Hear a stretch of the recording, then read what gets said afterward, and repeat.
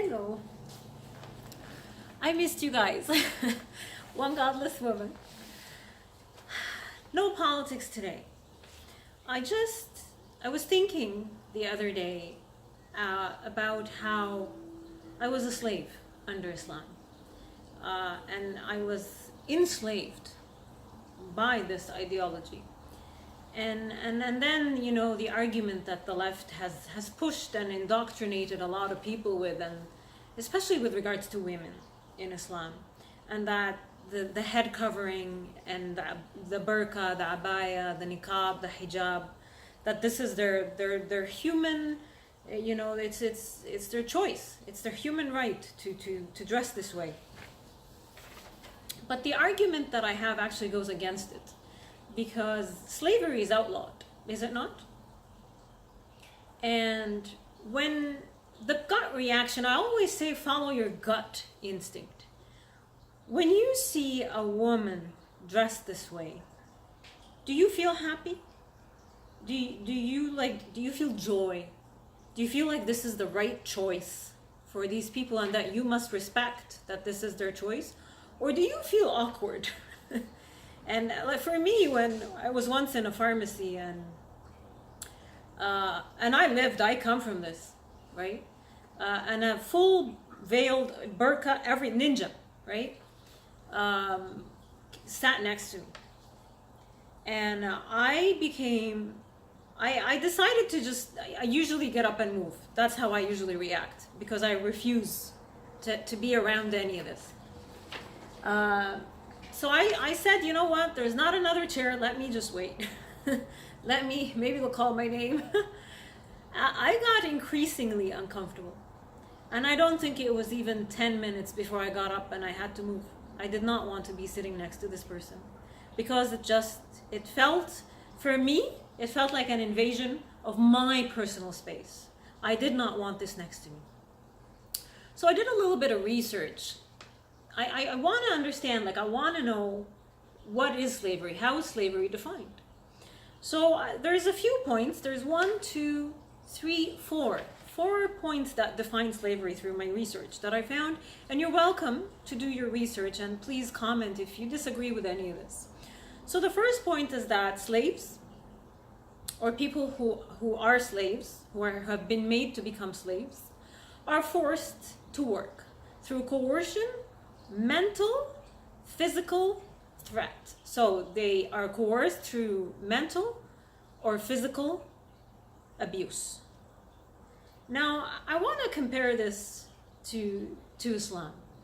So when we were born into this ideology, it's not a choice. You're born into it and you're stamped with it. Growing up under Islam as a little girl, we were forced to wear the hijab. It's just the way it is. I didn't suddenly at the age of 9 decide I want to wear the hijab, and I went to my mom and dad and said, this is my choice, I want to do this. It doesn't happen this way. What happens is you become indoctrinated in schools and by your family and your relatives and the culture and the society and everything around you. First of all, with threats of the ultimate supreme being very angry with you. And so that's mental control. Nobody wants a supreme being to be angry with them. As a 9-year-old child, who would want that? And you grow into this. It doesn't change, right? Because you've already been coerced as a little child to do this, to dress this way. So should you rebel as you age, the physical harm and the abuse begins, right? So there was a case in Saudi Arabia, I think it was 2002, maybe 2003. You're welcome to look it up, in Mecca. There was a school, it was an all-female school that there was a fire. Fire started in the school. And the teachers and the little girls were trying to get out of the school very quickly. But where I come from in Saudi, usually, actually not usually, almost always, the religious police are parked outside of the female school. They don't park outside the boys' school, they park outside the only female school. Don't know why. And they harass all the girls to cover up and blah, blah, blah. So the girls started running out of the school without being covered. They were scared, so they didn't have their abayas or their hijabs. So the religious police pushed the girls back in the school, along with the teachers, And they locked the doors, they secured the doors from the outside so no one can come out, and the girls died. There was it was tragic, the amount of girls that died. So what would you call that? Tell me what that is. And it's the same. I could not exit the school. I would be checked as I left the school at the end of the day. They would check my face cover, if it's proper, if there's any hair showing. You would not be allowed to leave. Is that not slavery? Don't you think? And on top of that, you have the mental imagery of what you're taught and the brainwashing in school, that you will burn over and over and over and over again in hellfire if you don't cover up, because Allah is watching your every move and He can see if a strand of hair is showing. Can you believe this? Man, He must have some serious glasses. And it's the same with fasting. You know, you beat a child from the age of 7 for prayer and for fasting. It might be 10 for fasting. Doesn't matter, they're all children. You beat a child. If they don't pray, if they don't fast, if they don't listen to you, you beat them. This is in the Quran, it's in the Hadiths. There's no argument there. So that's, again, slavery, I would say. And as an adult, I remember back home in Saudi Arabia, my father claimed to be an atheist, right? He wasn't. But he claimed that he was. So he wouldn't pray. He wouldn't go to pray in the local mosques. There was 4 mosques around my house. He never went. He got a knock. We got a knock on our door by the religious police threatening him that if he did not go to pray, that they would take him to court because they're concerned that he's not praying. And he had to go.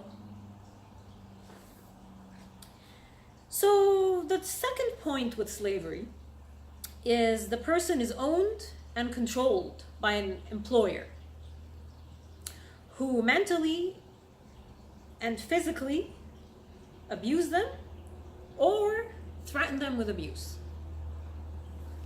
So again, comparing this to Islam, it's yeah, we're owned by our families in Islam. You know, they own us, they control us, they own us. The male guardianship system is actually a big part, it's a big component of Islam. And if you don't listen to like for me, let me talk about me. When I was in Saudi Arabia, every time I got in trouble with religious police, because my family was unable to control me as much as they did, like I could not drive, but that's not my family, that's just the law of the land. Back then, now women can drive. I couldn't drive, I couldn't leave the house without my father's permission, and oh wow, if I ever did do that, it would be the end of me. You know, when I started to get in trouble for whatever reason, and it's so easy to get in trouble with religious police, your existence is a problem for them. So every other sentence would be, if you continue to behave this way, we are going to throw you to the religious police. We are going to put you there. And I am very aware of Dar al-Riaya, which is it's still operational in Saudi, in Riyadh. A horrible place. This is where all the disowned girls end up. It's a prison. It's a prison. Some of these girls are young teenagers. They're not allowed to go out, they're punished. And they're eventually, if one of the religious police, feels kindness in his heart to come and take one of these girls and marry her, that's the only way out of that place. So my family frequently threatened me by putting me in that housing, religious police housing for females, because they're sick of me, right? So yeah, I would say that's a check as well for me, for slavery. And then the third point is the dehumanization. Like, slaves are dehumanized. And they are treated as a commodity. They are bought and sold as property. That's my life under Islam, along with the life of every woman under Islam. We have a dowry, so it's essentially a purchase, when you get married. If you don't pick the person, you're not allowed, because you're a woman and you're stupid, so you can't decide for yourself who you're gonna marry and live with for the rest of your life and have kids with. Um, so it's a purchase, and the purchase, the big chunk of the money, the dowry, goes to the father. It goes to the family. The woman sees the little chunk of amount that the father ends up giving her, and she's allowed to use that on her, on her dress, on her jewelry, on the wedding, whatnot. But yeah, it's a purchase. It's a contract with money involved. The woman is moved from the father. She's the property of the father, and then she becomes the property of the husband. Simple. So the same rules that applied for the father, where he can beat her, where he can kill her, where she's not allowed to work without his permission, she cannot travel without his permission, whatever. It's the same with the husband. It just gets transferred to the husband. So I would check that as well. Yeah. And then the last point, which is the fourth one, is the physical restraint of slaves. Right? Like you see the pictures of slavery with the chains around their neck, the chains around their ankles. So there's a restriction that is placed on movement, and the freedom of movement is a universal human right, by the way. And if you look at the most of Muslim majority countries, the freedom of movement is taken away from women. I could not even open the door of my house and go out in the street without being arrested. That is a crime where I come from. Including the fact that, now I know that women in Saudi have just started driving, but you need to understand, before this they were not allowed to drive, and this was a big problem. Not only were they not allowed to drive, when I was in Saudi Arabia, if you were found in a cab, in a taxi, on your own, you would be arrested if you didn't have a note from your male guardian allowing you to take a cab on your own. There was a case of a female princess who fell in love many, many years ago. I think it was the 60s or the 70s. I'll try to find her name for you. Maybe I'll even find the little video and link it. It's called The Death of a Princess. She was arrested in the airport. She wanted to leave because she was in love with this man, and the royal family would not allow her to get married. So she dressed up as a man and went to the airport to escape, and she was caught. She was executed.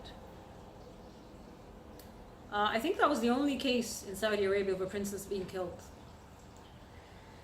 for trying to move freely. And add to that, we talked about the male guardianship system.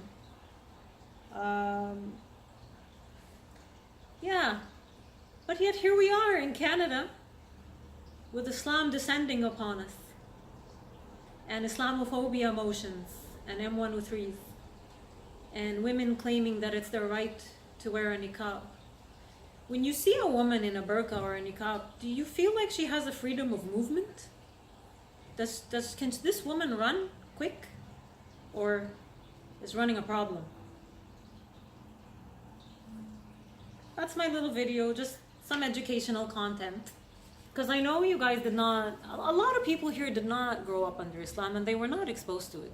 So the government pumping false information and lies to you via their mainstream media propaganda, unethical, biased, garbage machines.